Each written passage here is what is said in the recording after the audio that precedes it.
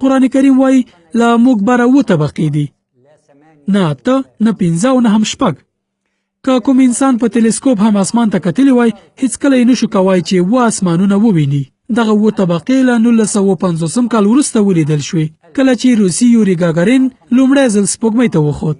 هغه دا وموندله چې له موږ بره 7 پوړونه شته. 1400 کاله پخوا قرآن کریم کې ویل شوي وبنینا فوقکم 7 شدادا. بره 7 طبقې داسې اسمانونه دي چې هر اسمان بل کې غوټه شوی. د دوی ځینې بیلګې د اوزون او انسفیر طبقې دي چې نړۍ پرې ودانه ده. د ساينس په بنسټ دا ثابته شوې چې له ځمکې 400 کیلومتره بره د اټوموسفیر 7 پوړونه دي. د سورة طلاق په آیت کې الله تعالی فرمایي الله الذي خلق 7 سماوات من الارض مثلهن. دا څه معنی؟ یعنی زموږ له یوې ځمکې نه د اټوموسفیر 7 طبقې تاوې شوي دي. د دې غلافونو په اړه الله تعالی فرمایي فوقکم 7 شدادا.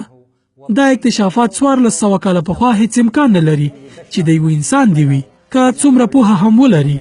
نو ښکاره ده چې قرآن کریم آسماني کتاب دی. فالقرآن کتاب سماوي.